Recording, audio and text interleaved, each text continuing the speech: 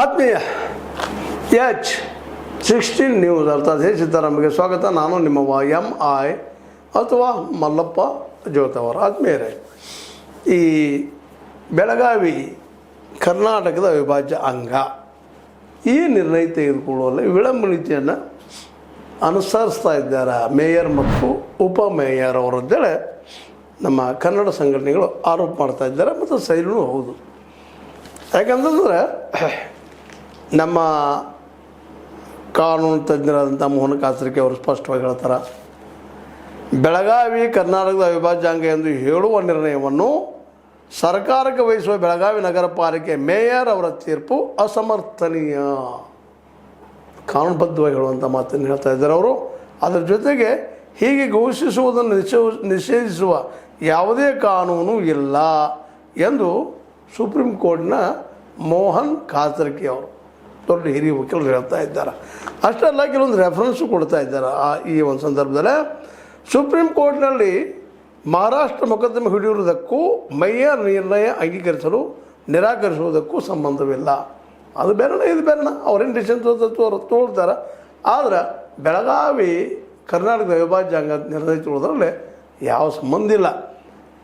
ಬೆಳಗಾವಿ ಕರ್ನಾಟಕದ ಅವಿಭಾಜ್ಯ ಅಂಗವಾಗಿದೆ ಎಂಬ ಭಾರತದ ಸಂವಿಧಾನದ 1956 ಆರ್ಟಿಕಲ್ 3 ಮತ್ತು 4 ಹಾಗೂ ರಾಜ್ಯಗಳ ಪುನರ್ವಿಂಗಡಣಾ ಕಾಯ್ದೆಯ ನಿಬಂಧನೆಗಳಡಿಯಲ್ಲಿ ನಿರ್ಣಯವು ಸ್ವತಂತ್ರವಾದ ಮೀಡಿಯಾಗೆ ಬೇಕಾಗಿರುವುದು ಸ್ವತಂತ್ರ ಧ್ವನಿ. ಆ ಸ್ವತಂತ್ರ ಧ್ವನಿ ಉಳಿಸಲು ನೀವು ಮಾಡಬೇಕಾದದ್ದು ಇಷ್ಟೇ. ಅದೇನಪ್ಪಾ ಅಂತಂತಂದ್ರೆ ನಿಮ್ಮ ಕೈಲಾದಷ್ಟು ಸಹಾಯ ಈ ಚಾನಲ್ಗೆ ಮಾಡಿ ಹಾಗೂ ನಿಮ್ಮ ಧ್ವನಿಯನ್ನು ಕಾಪಾಡಿಕೊಳ್ಳಿ. ಕರ್ನಾಟಕದ ಅವಿಭಾಜ್ಯ ಅಂಗ ಅನ್ನೋದು ಈಗಾಗಲೇ ನಿರ್ಧಾರ ಆಗಿ ಹೋಗ್ಬಿಟ್ಟದೆ. ಇದು ಪ್ರಶ್ನೆ ಮಾಡೋ ಪ್ರಶ್ನೆ ಇಲ್ಲ.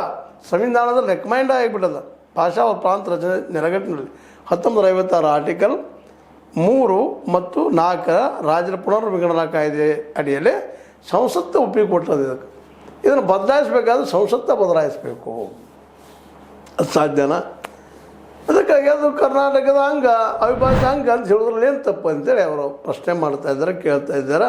ಇದರಿಂದ ಮತ್ತಷ್ಟು ನೈತಿಕ ಬಲ, ಸಂವಿಧಾನಾತ್ಮಕ ಬಲ ಮತ್ತು ಅದೇ ಕಾಲ ಕಾನೂನು ಬಲನೂ ಎಲ್ಲ ಸಿಕ್ಕಿದ್ರಿಂದಾಗಿ ಇವತ್ತು ನಮ್ಮ ಹೋರಾಟಗಾರರು, ಕನ್ನಡದ ಹೋರಾಟಗಾರರು, ಅದರಲ್ಲೂ ವಿಶೇಷವಾಗಿ ಏನಪ್ಪ ಅಂತಂದ್ರೆ ನಮ್ಮ ಜಿಲ್ಲಾ ಕನ್ನಡ ಸಂಘಟನೆಗಳ ಸಮಿತಿ ಅಧ್ಯಕ್ಷ ಅಶೋಕ್ ಚಂದ್ರಗಿ ಅವರಾಗಿರ್ಬೋದು, ಕಿತ್ತೂರು ಕನ್ನಡ ಸೇನೆ ರಾಜ್ಯ ಘಟಕದ ಅಧ್ಯಕ್ಷ ಮಹಾದೇವ್ ತಳವಾರ್ ಅವರಾಗಿರ್ಬೋದು, ಕರ್ನಾಟಕ ರಕ್ಷಣಾ ವೇದಿಕೆ ಶಿವರಾಮೇಗೌಡರ ಬಣ ಜಿಲ್ಲಾ ಘಟಕದ ಅಧ್ಯಕ್ಷ ವಾಜಿದ್ ಹಿರೇಕುಳೆ ಆಗಿರ್ಬೋದು, ಗಡಿನಾಡು ಕನ್ನಡಿಗರ ಸೇನೆ ರಾಜ್ಯ ಘಟಕದ ಅಧ್ಯಕ್ಷ ಬಲರಾಮ್ ಮಾಶೆನಟ್ಟಿ ಅವರಾಗಿರ್ಬೋದು, ಕನ್ನಡ ಸಂಘಟನೆಗಳ ಕ್ರಿಯಾ ಸಮಿತಿ ಹಿರಿಯ ಉಪಾಧ್ಯಕ್ಷ ಮೈನುದ್ದೀನ್ ಮಕಾಂದಾರ ಅವರಾಗಿರ್ಬೋದು, ಆನಂದ್ ಬೆಲಾವರ್ ಅವರ ಆಗಿರ್ಬೋದು. ಇವರೆಲ್ಲರೂ ಇವತ್ತು ಈ ದಿಶೆಯಲ್ಲೇ ಸರಿಯಾಗಿ ಹೇಳ್ತಾ ಇದ್ದಾರೆ. ನಮ್ದು ಈಗ ಆಲ್ರೆಡಿ ಕರ್ನಾಟಕದ ಭಾಗನ ಅದು ಅನ್ನೋದು ಈಗಾಗಲೇ ಸಂವಿಧಾನದ ನೆಲೆಗಟ್ಟಿನಲ್ಲೇ ನಮ್ಮ ಏನಪ್ಪ ಅಂದ್ರೆ ನಿರ್ಧಾರಗಳು ಆಗಿದ್ದದ ಸಂಸತ್ತಿನ ಆದೇಶದಂತೆ ಅದನ್ನು ಮಾಡಿದ್ದಾರೆ.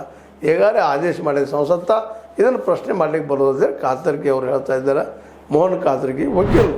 ಅದಕ್ಕಾಗಿ ಆ ಡಿಸಿಷನ್ ತೊಗೊಳಿದ್ರೆ ಏನು ತಪ್ಪಿರಲ್ಲ, ಅದು ಮುಂದೆ ಹಾಕೋದು ಹೋಗೋದ್ರೆ ಏನದ ಅನ್ನುವಂಥದ್ದು. ಈಗಾಗಲೇ ಅವ್ರು ಏನು ಡಿಸಿಷನ್ ತೊಗೊಂಡಿದ್ದಾರೆ ಭಾಗ ಅಂತೇಳಿಸಿಂದ ಬೆಳಗಾವಿ ಮಹಾರಾಷ್ಟ್ರದ ಭಾಗ ಹಾಗೆ ಹೀಗೆ ಅಂತ ತೊಗೊಂಡ್ರೆ ತಪ್ಪು. ಆಲ್ರೆಡಿ ನಮ್ಮ ಸಂಸತ್ತು ಒಪ್ಪಿದ್ದದ. ಸಂಸತ್ತನ್ನು ಪ್ರಶ್ನೆ ಮಾಡೋ ಹಕ್ಕಿಲ್ಲ, ಕಾನೂನು ಮಾಡೋ ಹಕ್ಕ ಸಂಸತ್ತಿಗೆ ಕಾನೂನು ಮಾಡ್ಯದ. 1956 ಆರ್ಟಿಕಲ್ 3 ಮತ್ತು 4 ಅಡಿಯಲ್ಲಿ ರಾಜ್ಯ ಪುನರ್ವಿಂಗಡಣಾ ಸಂದರ್ಭದಲ್ಲಿ ತೊಗೊಂಡಿದ್ದ ನಿರ್ಧಾರತೆ ಸಂಸತ್ತು ತೊಗೊಂಡದ್ದು. ಇದನ್ನು ಅದು ಸುಪ್ರೀಂ ಕೋರ್ಟ್ನಲ್ಲಿ ಚಾಲೆಂಜ್ ಮಾಡುವಂಥದ್ದು ಏನಿಲ್ಲ ಅನ್ನುವಂಥ ಮಾತು ಸಹಿತ ಸೂಕ್ಷ್ಮವಾಗಿ ಹೇಳ್ತಾ ಇದ್ದಾರೆ. ಇಷ್ಟೆಲ್ಲ ಇರೋ ಮುಂದೆ ನಮ್ಮ ಮೇಯರ್ ಅವರಿಗೆ ಪ್ರೀತಿ ಕಾಮ್ಕರ್ ಮತ್ತು ಉಪಮೇಯರ್ ಹನುಮಂತ್ ಕೊಂಗಾರಿ ಅವರಿಗೆ ಇವರಿಬ್ಬರಿಗೂ ಯಾಕ್ರಿಪ್ಪ ಈ ನಿರ್ಧಾರ ಒಪ್ಕೊಳ್ಳಿಕ್ಕೆ ಆಗಲಿಲ್ಲ, ಅದನ್ನು ಕೇಂದ್ರಕ್ಕೆ ಕಳಿಸೋಣ, ನಗರಾಭಿವೃದ್ಧಿ ಇಲಾಖೆ ಕಳಿಸೋಣ, ಹಾಗೆ ಹೀಗೆ ಮಾತಾಡೋದು ಏನಾಗ್ತಿತ್ತು ಅಂತೇಳಿ. ಯಾಕಂದರೆ ಈಗ ಅದನ್ನು ಒಪ್ಪಿಕೊಂಡಿದ್ದಾರೆ ಮತ್ತು ನಿಧಾನಕ್ಕೆ ಒಪ್ಪಿಕೊಳ್ತಾ ಇದ್ದಾರೆ ರೀ. ಈ ಕರ್ನಾಟಕದಲ್ಲಿ ಮಹಾರಾಷ್ಟ್ರ ಏಕೀಕರಣ ಸಮಿತಿಯ ಅಸ್ತಿತ್ವನೇ ನಿಧಾನಕ್ಕೆ ಹೋಗ್ತಾ ಇದೆ. ಮತ್ತು ಇಲ್ಲಿ ಮರಾಠಿಗರು ಸಹಿತ ನಿಧಾನಕ್ಕೆ ಕರ್ನಾಟಕದ ಪಾಪ ನಾವು ಕನ್ನಡ ಕಲಿತಾ ಇದ್ದಾರೆ, ಮರಾಠಿ ಕಲಿತಾ ಇದ್ದಾರೆ. ಅಲ್ಲೇ ಒಂದು ರೀತಿ ಪ್ರೀತಿ ಬಾಂಧವ್ಯನ ಬೆಳೀತಾ ಇದೆ, ವಿಶ್ವಾಸ ಬೆಳೀತಾ ಇದೆ ಒಬ್ರಿಗೊಬ್ರು. ಅನಗತ್ಯ ಮೇಲೆ ಹುಟ್ಟು ಹಾಕೋದ್ರಲ್ಲಿ ಏನೈತಿ, ಒಂದು ಸಿಂಪಲ್ ನಿರ್ಣಯ ತೊಗೊಂಡ್ಬಿಡುವಂಥದ್ದು ಅಂತೇಳಿ. ಅದಕ್ಕೆ ಇವತ್ತು ಕನ್ನಡ ಹೋರಾಟಗಾರರು ಸ್ಪಷ್ಟವಾದ ನಿರ್ಧಾರ ಹೇಳೋ ಜೊತೆಗೆ ನೀವು ನಿರ್ಧಾರ ತೊಗೊಳ್ಳಿದ್ರೆ ನಾವು ಹೋರಾಟಕ್ಕೆ ಶುರು ಮಾಡ್ತೀವಿ ಹಂತವಾಗಿ. ಇದು ಅವಿಭಾಜ್ಯಾಂಗ ಬೆಳಗಾವಿ ಕರ್ನಾಟಕದ ಅವಿಭಾಜ್ಯಾಂಗ ನಿರ್ಧಾರ ತೊಗೊಳ್ರಿ, ಬಗೆಹರಿಸಿಬಿಡೋಣ ಅದನ್ನು ಒತ್ತಡ ಹಾಕ್ತಾ ಇದ್ದಾರೆ. ಇದಕ್ಕೆ ಅವ್ರು ಎಷ್ಟು ಮಟ್ಟಿಗೆ ಒಪ್ತಾರ ಈ ಒಂದು ಗಡಿ ವಿವಾದದಲ್ಲಿ ವಿಶ್ವಾಸ ಇಟ್ಟಂಥವ್ರು? ಯಾಕಂದ್ರೆ ಮೇಂದ್ರೆ ಸದಾ ಇದ್ರೆ ಇಡ್ತಿರ್ತಾರೆ ಅದನ್ನು, ಅನಗತ್ಯವಾಗಿ ಅದು ಬೆಳೀತಾ ಹೋಗ್ತಾ ಇದೆ. ಯಾಕಂದ್ರೆ 1956 ಈಗ ಆಲ್ರೆಡಿ ಅದು ಒಪ್ಪಿಗೆ ಆದಂಥದ್ದು, ಸಂಸತ್ತು ಒಪ್ಪ್ಯದ. ಸುಪ್ರೀಂ ಕೋರ್ಟ್ನಲ್ಲಿ ಸುಮ್ಮನೆ ಮಾತಾಡೋದು ಏನಿಲ್ಲ. ಮತ್ತು ಐತಿಹಾಸಿಕವಾಗಿ ಸಹಿತ ಬೆಳಗಾವಿ ಕರ್ನಾಟಕದ ಭಾಗ ಅನ್ನೋದು ಈಗಾಗಲೇ ಸ್ಪಷ್ಟ ಆಗಿದ್ದದು.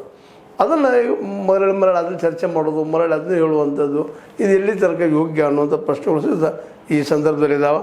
ಈ ದಿಶೆಯಲ್ಲೇ ನಮ್ಮ ಗಡಿ ವಿವಾದದ ಕುರಿತಾಗಿ ಒಂದು ಕಾಳಜಿ ವಹಿಸಿ ನಮ್ಮದಪ್ಪ ಬೆಳಗಾವಿ ಅನ್ನುವಂಥ ಜನ ಒಂದು ಕಡೆ ಕೂಡ್ಕೊಂಡ ಇನ್ನೊಂದು ಭಾಳ ಮಹತ್ವದ ಇಲ್ಲಿ ಏನಪ್ಪ ಅಂದ್ರೆ, ನಮ್ಮ ರಾಷ್ಟ್ರೀಯ ಪಕ್ಷಗಳು ಮುಖ್ಯವಾಗಿ ಎರಡು ಇವರು ಸದಸ್ಯರು ಇಲ್ಲಿದ್ದಾರೆ, ಇಲ್ಲಿ ಆಯ್ಕೆ ಆಗಿದ್ದಾರೆ. ಇವರು ಯಾಕೆ ಕರ್ನಾಟಕದ ವಿಭಾಜನೆ ಹಂಗೆ ಅಂತ ಹೇಳ್ತಾ ಇಲ್ಲ? ಇವ್ರು ನಿಲುವೇನ? ಇದನ್ನು ಪ್ರಶ್ನೆ ಇವತ್ತು ಮಾಡ್ತಾ ಇದ್ದಾರೆ ಕನ್ನಡ ಹೋರಾಟಗಾರರು. ಮಾಡಲೇಬೇಕಾದಂಥದ್ದು ಇದು. ಯಾಕೆ ಮೌನ ಆಗ್ತಾ ಇದ್ದಾರೆ? ಕಾಂಗ್ರೆಸ್ ಮತ್ತು BJP ಈ ಒಂದು ಅಲ್ಲಿ ಆಯ್ಕೆ ಆದಂಥವರು, ಅಲ್ಲಿಯ ಒಂದು ಮಹಾಪಾಲಿಕೆ ಆಯ್ಕೆ ಆದವರು ಯಾಕೆ ಮಾತಾಡ್ತಾ ಇಲ್ಲ, ಬಾಯಿ ಬಿಡ್ತಾ ಇಲ್ಲ? ಹೌದು ಕರ್ನಾಟಕದ ವಿಭಾಜನೆ ಹಂಗೆ ಅಂತ ಯಾಕೆ ಹೇಳ್ತಾ ಇಲ್ಲ? ಪಕ್ಷದವ್ರಿಗೆ ಇನ್ನೊಬ್ರು ಮಾತಾಡ್ತಲ್ಲ ಯಾಕೆ? ಅಂದ್ರೆ ಓಟ್ ಹಂಚಿಕೆನ ಮರಾಠಿಗರಿಗೆ ಓಟ್ ಹಾಕ್ಲಿಕ್ಕಿಲ್ಲ ಅನ್ನೋ ಭಯಾನ ಅನ್ನುವಂಥ ಪ್ರಶ್ನೆ ಇಡೋದು. ಅವ್ರನ್ನೆಲ್ಲ ಇವತ್ತು ಮನಃಪರಿವರ್ತನೆ ಮಾಡುವಂಥ ಕೆಲಸನ ಎಲ್ಲರೂ ಕೂಡಿ ಮಾಡೋಣ ಅನ್ನುವಂಥ ಒಂದು ಮಾತು ಸಹಿತ ಇಲ್ಲೇ ನಮ್ಮ ಕನ್ನಡ ಹೋರಾಟಗಾರರಿಂದ ಬರ್ತಾ ಇದೆ. ಅದಕ್ಕಾಗಿ BJP ಮತ್ತು ಕಾಂಗ್ರೆಸ್ನಿಂದ ಆಯ್ಕೆ ಆದವರು ಸಹಿತ ಒತ್ತಡ ತರ್ತಾ ಇದ್ದಾರೆ. ನೀವು ಅವಿಭಾಜ್ಯ ಹಂಗಪ್ಪ ಬೆಳಗಾವಿ ಅಂತ ನೀವು ಹೇಳಲೇಬೇಕು, ನಿಮ್ಮ ಓಟ್ ಸಲುವಾಗಿ ನೀವು ಗೆಲ್ಲೋ ಸಲುವಾಗಿ ಹೇಳಬೇಡ ಅನ್ನೋಂಥ ಮಾತು. ಜೊತೆಗೆ ನಾವೆಲ್ಲರೂ ಕೂಡ ಕನ್ವಿನ್ಸ್ ಮಾಡೋಣಲ್ರಿ ನಮ್ಮ ಮರಾಠಿಗರಿಗೆ, ನಮ್ಮ ಮರಾಠಿ ಬಾಂಧವರಿಗೆ. ಆ ಮಹಾರಾಷ್ಟ್ರ ಏಕೀಕರಣ ಸಮಿತಿಯವರು ಅನಗತ್ಯ ನಮ್ಮ ಮನಕ್ಕೆ ಬೆಂಕಿ ಹಚ್ಚು ಕೆಲಸ ಮಾಡ್ತಾ ಇದ್ದಾರೆ. ಅದೀಗ ಆಗದು ಹೋಗೋದು ಕೆಲಸ ಅಂತ ತಿಳಿಸೋಣ. ಮತ್ತು ಇದು ತಿಳ್ಕೊಳ್ತಾ ಇದ್ದಾರೆ ಕಳೆದ ಹಲವಾರು ವರ್ಷಗಳಿಂದ. ಮೊದಲಿದ್ದಂಥ ಒಂದು ಏನು ಇತ್ತು, ಮಹಾರಾಷ್ಟ್ರದಾಗ ಹೋಗಲೇಬೇಕು ಬೆಳಗಾವಿ ಅಂತೇಳಿ, ಅದು ಇವತ್ತು ಕಡಿಮೆ ಆಗ್ಲಿಕ್ಕೆ ಆಗ್ತದೆ. ಯಾಕಂದ್ರೆ ಎಲ್ಲರಿಗೂ ಉದ್ಯೋಗ ಸಿಗ್ಲಿಕ್ಕೆ ಇರ್ತದೆ. ಮತ್ತು ಇನ್ನೊಂದು ಎಲ್ಲರಿಗೂ ಮನವರಿಕೆ ಅದ, ನಾವೇನು ಮಹಾರಾಷ್ಟ್ರಕ್ಕೆ ಹೋದ್ರೆ ಉದ್ಯೋಗ ಸಿಗ್ತಾವೇನು, ಮಹಾರಾಷ್ಟ್ರಕ್ಕೆ ಬೆಳಗಾವಿ ಹೋದರೆ ಎಲ್ಲರಿಗೂ ಉದ್ಯೋಗ ಆಗ್ತದೇನು, ಸ್ವರ್ಗ ಸಿಗುತ್ತೆ ಅನ್ನೋಂಥ ಪ್ರಶ್ನೆ ಅವರ ಮಾಡ್ತಾ ಇದ್ದಾರೆ ಮರಾಠಿಗರನ್ನು. ಎಲ್ಲಿದ್ರಿ ಹೇಳ್ರಿ, ನಾವು ದುಡಿದು ತಿನ್ಬೇಕಲ್ಲ, ದುಡಿಲಿಕ್ಕೆ ನಮ್ಗೆ ಯಾರು ಹೊಟ್ಟಿಗೆ ಹಾಕ್ತಾರೆ? ಯಾವ ಮಹಾರಾಷ್ಟ್ರ ಗೌರ್ಮೆಂಟ್ ಹಾಕೋದ್ರೆ ಕರ್ನಾಟಕ ಗೌರ್ಮೆಂಟು ಹಾಕೋದಿಲ್ಲ. ಅದಕ್ಕೆ ನೆಮ್ಮದಿಯಿಂದ ಇರೋಣ ಅನ್ನೋಂಥ ಹಂತಕ್ಕೆ ಅಲ್ಲಿ ಮರಾಠಿಗರು ಬರ್ತಾ ಇದ್ದಾರೆ. ಅದನ್ನೆಲ್ಲ ಈ ನಮ್ಮ ಕನ್ನಡ ಹೋರಾಟಗಾರರು ಅವರನ್ನು ವಿಶ್ವಾಸ ತೆಗೆದುಕೊಂಡು ಇನ್ನಷ್ಟು ಏನಪ್ಪ ಅದು ಪ್ರೀತಿ ವಿಶ್ವಾಸದಿಂದ ಬಂದದ್ದು ಎಲ್ಲ. ಯಾಕೆಂದರೆ ದೊಡ್ಡ ಸಾಕ್ಷಿ ಏನಂದ್ರೆ, ಇವತ್ತು ಮಹಾರಾಷ್ಟ್ರ ಏಕೀಕರಣದ 6 ಜನ MLAಗಳು ಆಯ್ಕೆ ಆಗ್ತಾಯಿದ್ರು, ಇವತ್ತು ಆಗ್ತಾಯಿಲ್ಲ. ಎಷ್ಟು ಜನ ಇದ್ದಾರಪ್ಪ? ಏನೋ ಮರಾಠಿ ಬೆಂಬಲಿತ, ಭಾಷೆ ಬೆಂಬಲಿತ ಕೆಲವು ಜನ ಅಲ್ಲಿ ಆಯ್ಕೆ ಆಗಿರ್ಬೋದು ಬೆಳಗಾವಿ ಲೋಕಲ್ದಲ್ಲಿ. ಆದರೆ ಇಡೀ ಜಿಲ್ಲೆಯ ದೃಷ್ಟಿಯಿಂದ ನಾವು ಸರ್ವೆ ಮಾಡಿದಾಗ ಇವತ್ತು ಮಹಾರಾಷ್ಟ್ರ ಏಕೀಕರಣ ಸಮಿತಿ ಅತ್ಯಂತ ವೀಕ್ ಆಗ್ಯದ. ಅವು ಹೋರಾಟ ಮಾಡೋ ಶಕ್ತಿ ಅದ್ರಲ್ಲಿ ಉಳಿದಿಲ್ಲ ಅನ್ನೋದು ಮಾತುಗಳು ಕೇಳಿ ಬರ್ತಾ ಇದ್ದಾವೆ. ಹೀಗಾಗಿ ಅಲ್ಲಿ ಜನನೂ ಸಹಿತ ಅನಗತ್ಯ ಈ ಸಮಸ್ಯೆಯನ್ನು ದೊಡ್ಡ ಮಾಡೋಕ್ಕಿಂತಲೂ ನಾವೆಲ್ಲರೂ ಕೂಡಿ ಹೋಗೋದು ಯೋಗ್ಯ ಅಂತ ತಿಳ್ಕೊಂಡಿದ್ದಾರೆ. ಆ ದಿಶೆಯಲ್ಲಿ ನಮ್ಮ ಕನ್ನಡ ಹೋರಾಟಗಾರರು ಅವರೆಲ್ಲರೂ ವಿಶ್ವಾಸ ನಿಮ್ಗೆ ಕಳಿಸ್ಕೊಳ್ತಾನೆ ಈ ಒಂದು ಅವಿಭಾಜ್ಯ ಅಂಗ ಅನ್ನೋಂಥ ನಿರ್ಣಯವನ್ನು ಈ ಒಂದು ನಮ್ಮ ಪಾಲಿಕೆಯಲ್ಲಿ ಮಾಡಿಸ್ಕೊಳ್ಳೋದು ಭಾಳ ಸೂಕ್ತ. ಯಾಕೆ ಇಷ್ಟು ವರ್ಷ ಕಾದಿದ್ದೀರಿ, ಇನ್ನೊಂದು ಸ್ವಲ್ಪ ಕಾದ್ರಪ್ಪ ಅಂದ್ರೆ ಜನನೂ ಈ ನಿರ್ಧಾರಕ್ಕೆ ಬಂದಿದ್ದಾರೆ, ನಿರ್ಣಯಕ್ಕೆ ಬಂದಿದ್ದಾರೆ. ನಾವು ಏನು ಜಗಳಾಡಿದ್ರು ಗುದ್ದಾಡಿದ್ರು ನಾವು ಮಹಾರಾಷ್ಟ್ರಕ್ಕೆ ಹೋಗೋದು ಭಾಳ ಕಷ್ಟ. ಯಾಕಂದ್ರೆ ಸಂಸತ್ತು ತೆಗೆದುಕೊಂಡಂಥ ನಿರ್ಧಾರವನ್ನು ನಾವು ಸುಪ್ರೀಂ ಕೋರ್ಟ್ ಸಹಿತ ಪ್ರಶ್ನೆ ಮಾಡಲಿಕ್ಕಿಲ್ಲ ಅನ್ನೋ ಭಾವನೆ ಅವ್ರಲ್ಲದ. ನೋಡ್ರು ಏನಾಗ್ತದೆ ಮುಂದಿನ ದಿನದಲ್ಲೇ. ಆದ್ರೆ ಈಗ ಮಾತ್ರ ಅವಿಭಾಜ್ಯ ಹಂಗೆ ಅನ್ನೋದಕ್ಕೆ ನೀವು ಸಹಿ ಹಾಕಿದ್ರೆ ನಿರ್ಣಯ ತೊಗೊಳ್ರಿ ಅನ್ನುವಂಥದ್ದು ಒಟ್ಟಾರೆಯಾಗಿ ಅಭಿಪ್ರಾಯ ಆಗಿತ್ತು. ನೋಡೋಣ ಅದೇನು ಮಾಡ್ತಾರೆ ನಮ್ಮ ಬೆಳಗಾವಿಯ ಮೇಯರ್ ಆದಂಥ ನಮ್ಮ ಪ್ರೀತಿ ಕಾಮ್ಕರ್ ಮತ್ತು ಉಪಮೇಯರ್ ಹನುಮಂತ ಕೊಂಗಾರಿ ಅವರು.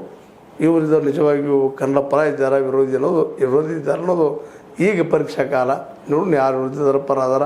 ಇಲ್ಲಿವರೆಗೆ ಮಾತ್ರ ಕನ್ನಡಿಗರ ಪರ ಅಂತ ಹೇಳ್ಕೊಳ್ತಾ ಇದ್ರು. ಈಗ ಏನು ಹೇಳ್ತಾರೆ ಇವರು ನಮ್ಮ ಅದರವ್ರು ಮುಖ್ಯವಾಗಿ ಪ್ರೀತಿ ಕಾಮ್ಕರ್ ಅವರು ಅಂತ ಹೇಳ್ತಾ. ಇದು ನಿಮ್ಗೆ ಲೈಕ್ ಇರ್ಬೋದು, ಲೈಕ್ ಮಾಡಿ ಶೇರ್ ಮಾಡಿ ಕಮೆಂಟ್ ಮಾಡಿ ಸಬ್ಸ್ಕ್ರೈಬ್ ನ್ಯೂಸ್ ಅರ್ಧ ಹೆಚ್ಚು ಸತ್ಯದ ಕೈಯಲ್ಲಿ ವಂದನೆಗಳು.